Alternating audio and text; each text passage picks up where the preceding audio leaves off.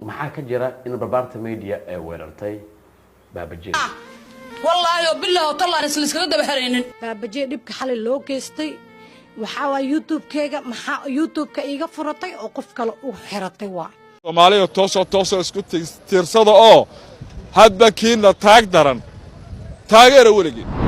anigu waxaan ku daaqayaa lacagta $2,000 baan ku daaqayaa deeqdi aawaday dadka shacabka ah ee Hargeysa iyo Soomaaliland dhexdeeda joogana $1 waa in lagu qoraa waynu u simanahay dhibaatada dhacday baan oran karaa waxaan oran karaa waynu u simanahay dhibaatada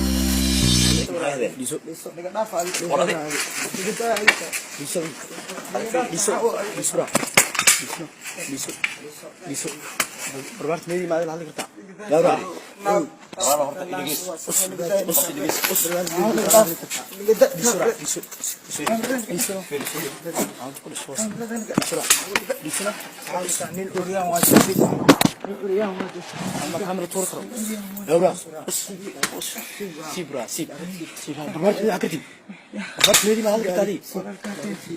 يا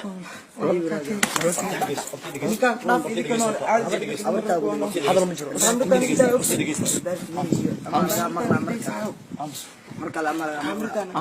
امس وريديس نيكا كلا حساب نيكا ريان وا كلا حسابونه بصلتا غدو فر بصلتا غدو فر بصلتا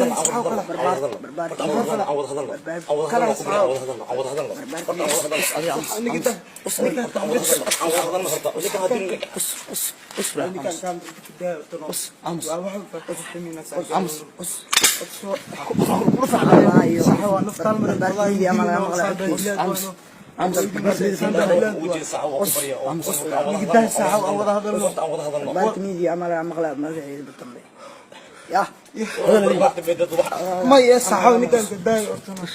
حسوا صحوا يقدرنا ورنفت هالمرة قدان يدين على تقول شو ثاني كداي أرنتين بربارت ميدي تمام بربارت هذا وصاني كنت شربوش تاكل شيء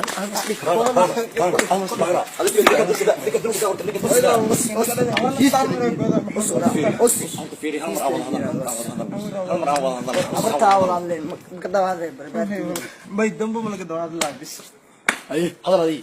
هذا quraaniga wax naga dhaxeeyo ma lahan horta naga dhaxeeyo ma lahan oo iblis oo ku bariya horta isdijacday عاود كاميرتان يدعي كاميرا مجر حضر ورتا دي عبدينا نيغرا باي عبدين تاعو دو وسي كاميرتان عامس اسكو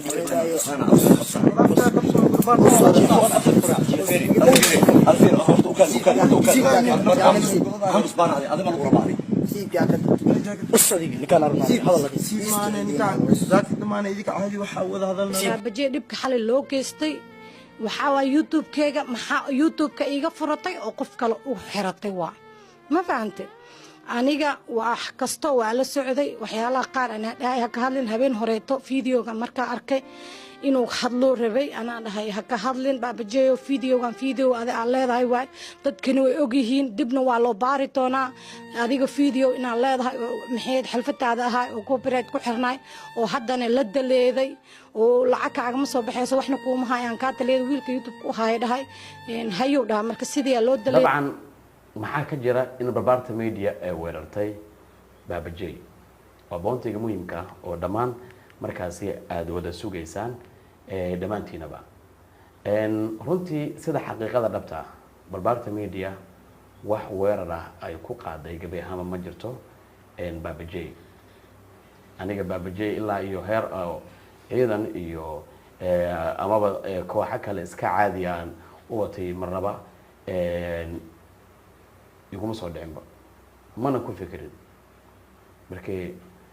Babaje isaga duu garan waayay dadkan waad wada shaqeysteen waad wada bariisiiseen waad soo wada korteen ma ahno aniga mid markaasi isaga qaabkii nacasnimada uu sameeyay mid aniga ku dayanayo hore muuqaalkii hore waxaad kugu soo gudbiyay Babaje inuu ugu dhiftay ama YouTube channelkiga barbaarta media ku dhiftay afar copyright strike dabcan dadka inta badan waxay sugayeen Babaje in falcelin kala iyo inuu markaa ka soo hadli doono arintaasi laakiin ficilkeedu ku bedelay in mobilkiisi uu ku duubo muuqaal uu iska dhigayo in lasoo weeraro kale taasi oo dadkoo dhami markaasi ay ogaan karaan in waxan inay tahay been abuur isna markaasi ninkan aad u jeedaan Baabajey waa nin nahaba teeda kale Baabajey waa jilaa dabcan idin kama qarsoona Baabajey waa jilaa Baabajey maanta wuu u karaa wuu ka qoslisin karaa maxaa la ii sheeg wuxuu iska dhigi karaa qof shiiq ah wuxuu iska dhigi karaa qof sheedaan ah micnaa waa nin mas oo kale isbedbedela waa adiga marba nooc Baabajey u shaqeeya Soomaaliya toosoo isku tiirsada oo hadba kiina taag daran taageera weligii anigu waxaan ku daaqayaa lacagta $2,000 baan ku daaqayaa deeqdi aawaday dumar haddii aan nahayna dumarka iyaga jooga Somaliland aad baan uga xumaanay dabka ay idinku gubtay waxaan ku dhibaato idin haysta waan la qabnaa anaguna dadka masaakiinta dadka shacabka ah ee Hargeysa iyo Somaliland dhexdeeda joogana $1 waa in lagu qoraa waynu u simanahay dhibaatada dhacday baan oran karaa waxaan oran karaa waynu u simanahay dhibaatada dhacday siiba ahaan xukuumadda iyo ganacsatadu waa inay u gurmadaan jigjigo waliba ay ka dhex muuqdaan waliba iyagu waa dad ehela jigjiga iyo Hargeysa dadka masaakiinta dadka shacabka ah ee Hargeysa iyo Somaliland dhexdeeda joogana $1 waa in lagu qoraa kii karayaana hadiro kii aan karahayna ma karayo $1 wax iska yar dad badan baa helaya $1 $1 waxbay noqonaysaa waa in si buuxda oo niyad sami ah jigjiga looga qayb qaataa dabkeeda dhacay waliba xukuumadda Somaliland waa inay xoog uga qayb qaadato xisbiyada mucaaradka ah kuwa muxaafadka ururada ilmuka la sheegayo ee jira la sheegayo kuwaasna waa inay waxooda ka qayb qaataan dadka waa in la abaabulaa waa in la ururiyaa lacagta waa in jigjiga lacagta loo diraa dadkeena reer Hargeysa ama reer Somaliland dhammaan dadkeenu horta waa isku wada mid waayo dad maadaama dad Soomaaliyeed nahay waxay naga dhaxay dhaqan bay naga dhaxay diin bay naga dhaxaysa af bay naga dhaxay dad isku isra bay nahay marka iyaguba waa kuwii noo soo gurmaday inaguna waxaan dadka u soo jeedin lahaa in iyaguna si ay noogu soo gurmadeen runtii waxaanan bogaadinayaa maayarka magaalada Hargeysa iyo qoladii dabdamiska ee watay oo si wanaagsan wax wanaagsan ka qabtay dabka oo gaadhay dabka ayaan bogaadinayaa insha Allah waxaan rajaynayaa ilaahay ina uu dadkaas mar cawl khayr qaba ka siiyaan rajaynayaa insha Allah waxyaabahan xasuusta waxa kamid ah maalin dhaweedoon magaalo qaran xoogay joogay intii yarideen taagnaa waxaan isugu nimay malaha 800 oo qof oo wajaale alaab ka doonayeen ka soo rartaan oo waliba dumar ha u badnaadeen dadkaasi waxay alaabta ka rarayeen suuqa wajaale suuqa la geynayna wuxuu ka gubtay ayaa lagu iibinayay waxa weeyaan marka aynka tahay de suuqii jigjiga mu guban waxa noqon karaa waxa gubtay suuqii magaalo ganacsiyada wajaale gubtay baan oran karaa ama Hargeysa ama Somaliland ba gubtay baan oran karaa marka aynka tahay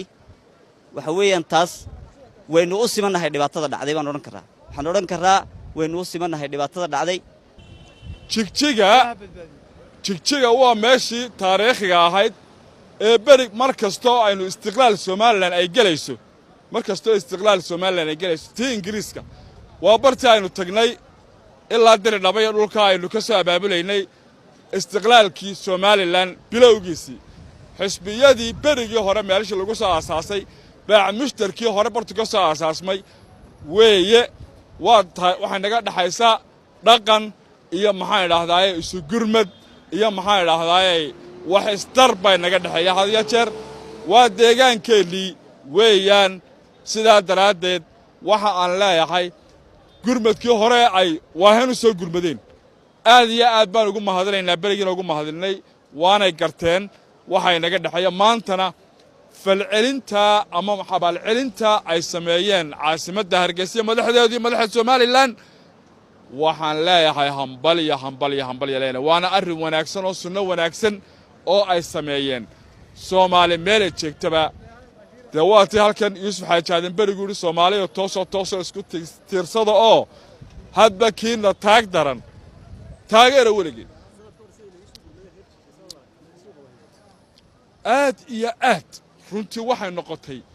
waxtar weyn oo taariikh waana tamaanta la ilaawi la yahay weeyaan